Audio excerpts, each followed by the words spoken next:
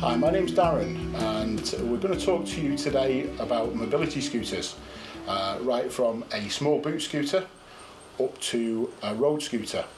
Mobility scooters, in the most part, can aid a person's independence, enabling them to get to the shops or visiting friends and family. The scooter we have here is typical of a typical boot scooter that we would sell within our stores. There is quite an extensive range of boot scooters available, but the one we've chosen here today is the Scout by Drive. What we're going to go through initially with you is the workings of the scooter, but certainly if you pop into any of our stores we will do a full assessment, making sure the scooter is the right size for you, it covers the mileages it needs to for you, the distances, and it's fundamentally suitable for what you want it to do. With any scooter, any boot scooter, the first thing we always talk about is the drive and freewheel function. At the moment you can see me freely moving the scooter along. If we try to operate the scooter in this state, what we will have is a flashing light on the tiller. This is referred to as the tiller. The scooter will not work at all, and the reason for that is at the back of every mobility scooter there is what we call a drive and freewheel lever. I'm just going to place that down to the floor now. The scooter now becomes stationary and will now allow me to turn the key on again. Your battery light should be solid, and using what we call the tortoise and hare, the speed controller, that's now going to allow me to move the scooter forwards and backwards. The controller you refer to here is called the wig-wag or enabler switch. So this will take you forwards, as you can see, and backwards. We have a horn button also on the scooter for safety when you are using it, so you can warn people that you're coming towards them, or if you need anybody to move out of your way. I'm going to turn the scooter off now. What we're going to do is take the scooter apart and show you the various different parts, and again this is quite consistent with typically the range we would do within all our stores. The first thing we're going to do is take the basket away from the front of the scooter. The second part, we're going to take the seat off the scooter by placing this down, and again while we're talking about the seat, on all the boot scooters the seat arms are adjustable so they can be brought either inwards or outwards for comfort. On all the scooter seats, again, boot scooters, we will have a seat lever. This also allows for easy access onto the scooter, so if somebody wanted to get onto the scooter from the back, as you can see the scooter seat is locking at certain points. But we also use that bar here just to take the seat off nice and easily. Again, any of the boot scooters we have within our stores will have some form of battery holder or clip. On this particular model it's located here, and what we're doing is we're just tightening this nut here, allowing us to lift that away from the battery and simply pull up on that. The battery box is one of the heavier parts of the scooter, and just while we're talking about that, I'm just going to show you the battery charging port on the front. This is where you would place the 3-pin plug which comes supplied. You would charge the battery for a minimum of 8 to 12 hours on a regular basis, so even if you're not using the scooter for a period of time, we always encourage you to regularly charge it at least once a week. We're now going to detach the motor away from the back of the scooter, like so, by lifting the clip up here.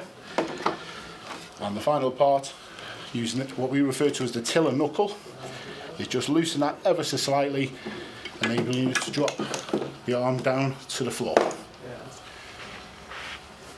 Okay, one thing we're going to do now is put the scooter back together, enabling us to use it for whatever purpose you need the scooter for. The easiest way with the rear of the scooter is to leave it on its back wheels, and the reason for that is there is what we call a pinch point just at the back here, and what we're going to do is, as best as we can, lining up the footboard of the scooter, is just lift it up and in. On this particular model, as you can see, as soon as it finds the pinch point it will actually lock over automatically for you, so that is now nice and safe. To raise the steering column of the scooter, or also referred to as the tiller arm, we're going to just unloosen the tiller knuckle ever so slightly, just giving you enough to lift up the arm.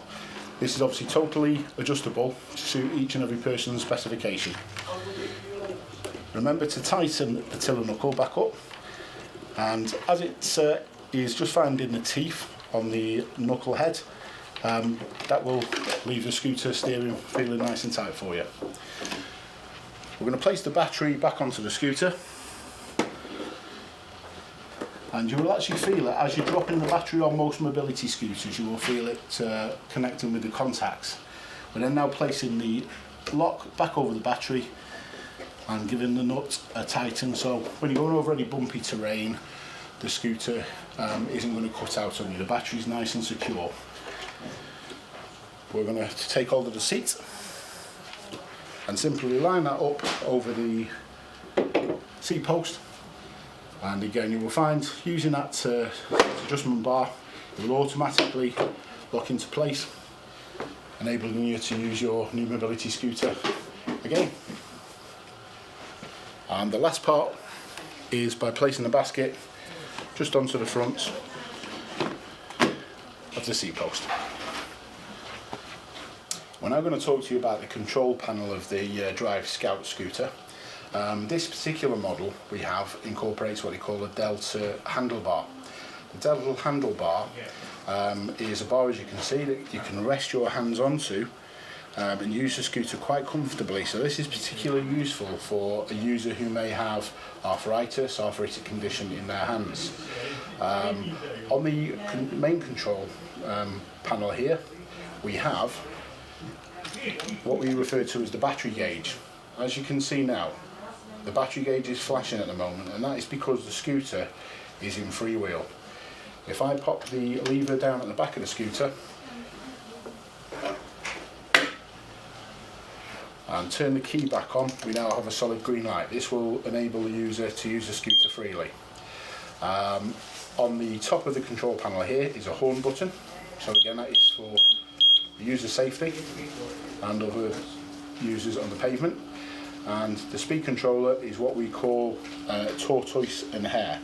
The fastest a boot scooter will go is 4 miles per hour, which is considered to be brisk walking pace, but the user can regulate the speed accordingly depending on how comfortable you feel with the scooter. The controller here is what we refer to as a wig-wag, and that simply enables travel on the scooter backwards and forwards. As you can see, by my placing my hand on that, the scooter's moving freely backwards and forwards. What we have here is typical of the one of many road scooters that we have available at Ableworld. Typical of a road scooter, you'll always find they have what we class as a captain seat on. So that's a nice plush comfortable seat with usually an adjustable headrest, contoured armrests, making it nice and comfortable for the user, and exactly the same as a car seat, you'll usually find levers just on the underside of the seat which enable movement of the seat forwards and backwards, and again movement of the seat for ease of use of getting onto the scooter and for comfort again. You do also have adjustability in the seat from the rear as well. You can make that nice and comfortable, and the seat offers full lumbar support at the back here.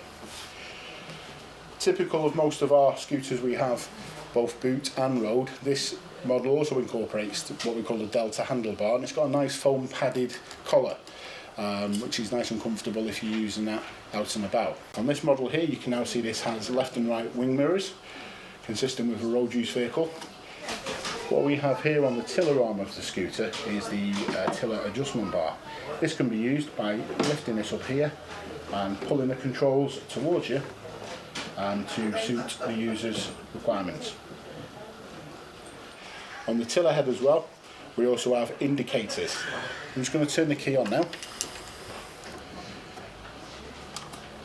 and you can see the indicators working to the left and right.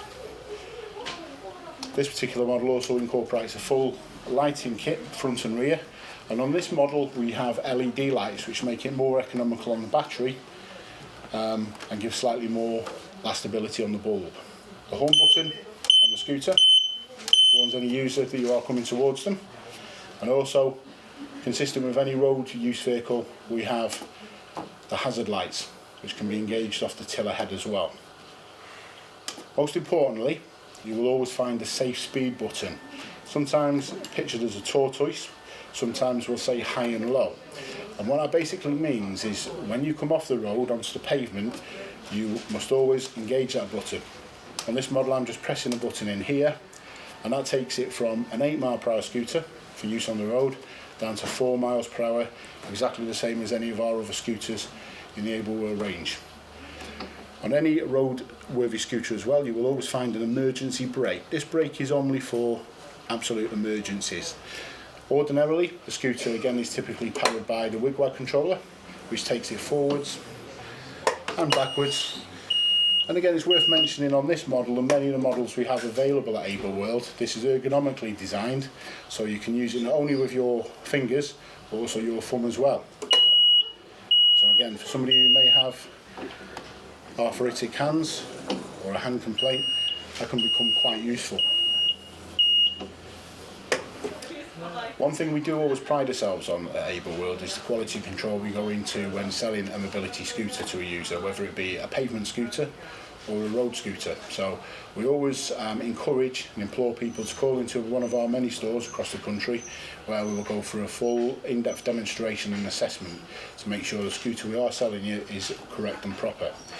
One thing that we always make available to any scooter user is the highway code, which is available in any of our stores. And this gives you the simple do's and don'ts for use of pavement, medium-sized boot scooters and vehicles such as the one I have in front of me here. One very important aspect of looking after any mobility scooter, especially during the winter months, is checking things like tyre pressure. Where we have pneumatic tyres on a road scooter, making sure that the tyre is in good condition to use on the road.